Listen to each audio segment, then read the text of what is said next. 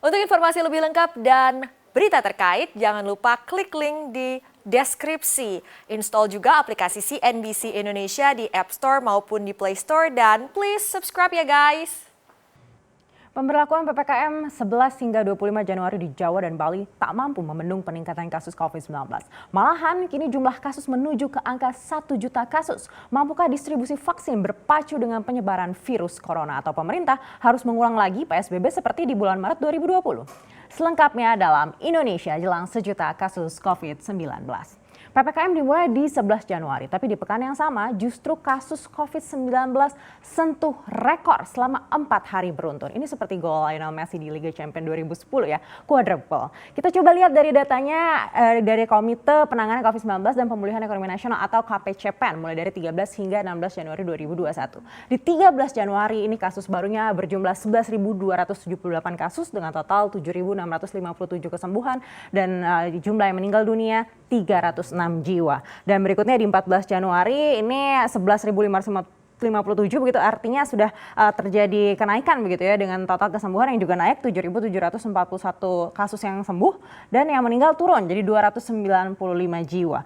Lalu di 15 Januari ini meningkat lagi jadi 12.818 kasus baru dengan total kesembuhan 7.491 dan yang meninggal dunia turun lagi 238 kasus meninggal dunia. Lalu naik lagi di 16 Januari kasus barunya berjumlah 14.224 kasus dengan total 8.662, artinya ini yang sembuh semakin banyak tapi yang meninggal juga meningkat dibandingkan dengan 15 Januari yaitu 283 jiwa yang meninggal dunia. Sehingga per tanggal 17 Januari 2021 hingga pukul 12 siang ini sudah mencapai lebih dari 900.000 kasus, tepatnya lebih dari 907.000 kasus. Artinya kurang dari 100.000 kasus lagi total kasus COVID di Indonesia akan mencapai 1 juta kasus. Bayangkan kalau penambahan kasus baru rata-ratanya saja deh, misalkan 10.000 per hari. Artinya hanya butuh kurang dari 10 hari lagi bagi Indonesia untuk mencapai total 1 juta kasus COVID-19.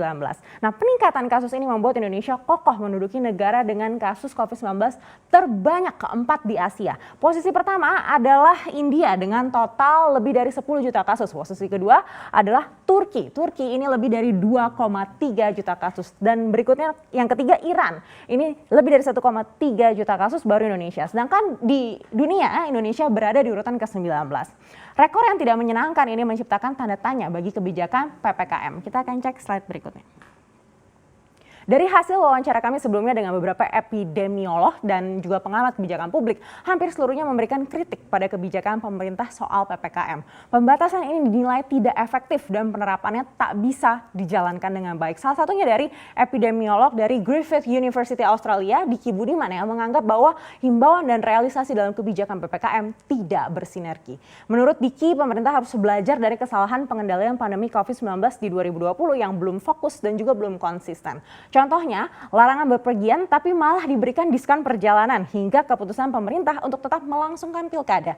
Belum lagi pemberlakuan 3T atau tracing, testing, dan treatment yang juga belum optimal. Diki menganggap hasil temuan jumlah kasus yang tercatat ini baru seperempatnya dan penambahan dari kasus yang tidak terdeteksi ini bisa menyebabkan ledakan kasus yang sangat serius. Demikian juga yang disampaikan pengamat kebijakan publik yaitu Agus Pambagio. Menurutnya selama ini peraturan yang dibuat pemerintah tidak bisa dijalankan dengan baik. Ini terlihat dari penerapan peraturan wajib masker dan denda yang juga tidak maksimal.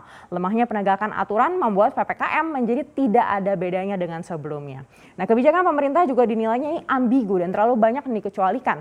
Kalau menurut Undang-Undang 12 tahun 2011, surat edaran yang menjadi dasar kebijakan pembatasan sosial ini tidak berkekuatan hukum begitu ya. Jadi penerapannya di lapangan menjadi sulit.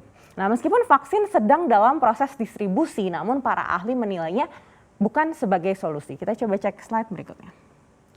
Epidemiolog Diki Budiman ini mengatakan vaksin bukanlah ujung tombak pandemi, tapi sebatas strategi pendukung dalam pengendalian pandemi. Kedudukan vaksin tidak akan menggantikan 3T dan tidak akan efektif tanpa protokol kesehatan. Kita lihat jadwal vaksin yang terbagi jadi 2 gelombang ini ya. Gelombang pertama itu Januari hingga April, ini terbagi lagi menjadi 2 tahap. Yang pertama tahap 1 menggunakan vaksin China Sinovac begitu ya untuk 1,48 juta tenaga kesehatan dan 17,4 juta petugas layanan publik. Kita saat ini berada dalam tahap awal ini. Nah, sejak penyuntikan pertama di 13 Januari lalu hingga 17 Januari Kementerian Kesehatan melaporkan sudah ada lebih dari 20.000 orang yang menerima vaksin. Kita bandingkan dengan penambahan kasusnya di slide pertama tadi ya, 13 hingga 17 Januari itu sudah lebih dari 60.000 kasus begitu ya kalau kita jumlah. Nah, yang menjadi pertanyaan berikutnya, apakah vaksin ini bisa berpacu membalap jumlah penyebaran yang jauh lebih masif daripada penyuntikan vaksinnya? Lalu berikutnya tahap kedua ini menggunakan vaksin Pfizer dan AstraZeneca. Ini untuk 21,5 juta lansia. Baru lanjut di gelombang 2 yaitu April 2021 hingga Maret 2022. Nah, ini untuk masyarakat rentan dan tahap 4 ini 77,2 juta masyarakat umum dan pelaku ekonomi. Kalaupun sudah divaksin, pemerintah juga menyatakan kalau protokol kesehatan masih wajib dijalankan. Jangan seperti salah satu seleb itu ya. Karena berkaca dari virus-virus sebelumnya memang penyelesaian kasus belum juga tuntas meski sudah ditemukan vaksin. Salah satunya adalah cacar, salah satu penyakit yang paling ditakuti di dunia. Di abad ke-20 ini sudah membunuh 300 juta orang. Vaksin cacar ditemukan sejak tahun 1796 oleh ilmuwan Inggris Edward Jenner. Apakah ada kaitannya dengan Kylie Jenner? Agak berbeda sih ya. Tapi yang pasti butuh lebih dari 200 tahun hingga penyakit ini resmi dinyatakan oleh WHO bisa diberantas, yaitu di tahun 1980. Tapi pasien cacar ini mudah terlihat sehingga lebih mudah untuk diisolasi. Kalau COVID ini kan terus bermutasi dan banyak juga yang tidak kelihatan gejalanya. Nah, berikutnya adalah polio. Butuh 50 tahun. Belum lagi insiden kegagalan vaksin polio di Amerika Serikat yang menyebabkan puluhan ribu lumpuh dan ribuan meninggal dunia. Dan juga berikutnya ada swine flu. Ini yang sudah ada sejak tahun 1918 hingga 1920. Lalu muncul lagi dan merebak lagi 2009 hingga 2010. Nah, tanpa bermaksud menakuti ya, namun berkaca pada pandemi sebelumnya, vaksin merupakan salah satu bagian dari perjalanan panjang yang harus dilalui hingga virus ini benar-benar bisa ditemukan solusinya. Nah, kebijakan yang diberikan pemerintah pun termasuk bagian dari perjalanan tersebut. Nah, bukannya tidak mungkin kalau pemerintah akan kembali menerapkan PSBB ketat bila PPKM dinilai tidak efektif. Ini juga sebelumnya sudah disampaikan oleh Presiden ya. Apa sih dampaknya? Kita akan coba ingat-ingat lagi apa yang terjadi di Maret kemarin di 2020. Mengingat ketika kebijakan PSBB ditetapkan di Maret 2020, ini dampaknya sangat besar bagi masyarakat terutama di bidang ekonomi.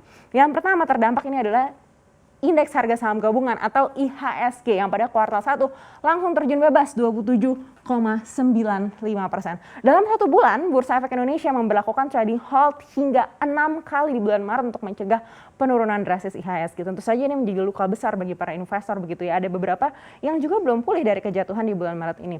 Lalu seluruh proses ekonomi akhirnya terganggu. Seluruh sektor perekonomian keok, banyak yang sampai sekarang belum pulih. Akibatnya PDB Indonesia dari sehat walafiat begitu ya, jadi terkoreksi hingga 5,32% di kuartal 2 2020. Sampai sekarang pun kita masih resesi. Nah, tanpa aktivitas manufaktur, PMI Bank Indonesia juga jauh dari batas aman 50 begitu ya. Di kuartal 2 2020 ini hanya 28,55%. Artinya pelaku usaha pesimis terhadap pergerakan ekonomi. Banyak trauma yang disebabkan karena pembatasan di Maret lalu. Ini selalu yang menjadi ketakutan para pelaku ekonomi. Namun apalagi jalan keluar untuk menekan penyebaran? Kaum rebahan sebenarnya bisa turut membantu ya dengan benar-benar menjalankan protokol kesehatan dan sangat ketat menjaga diri sendiri. Kita harapkan terlihat penurunan kasus sehingga tidak perlu pemerintah kembali menerapkan PSBB ketat.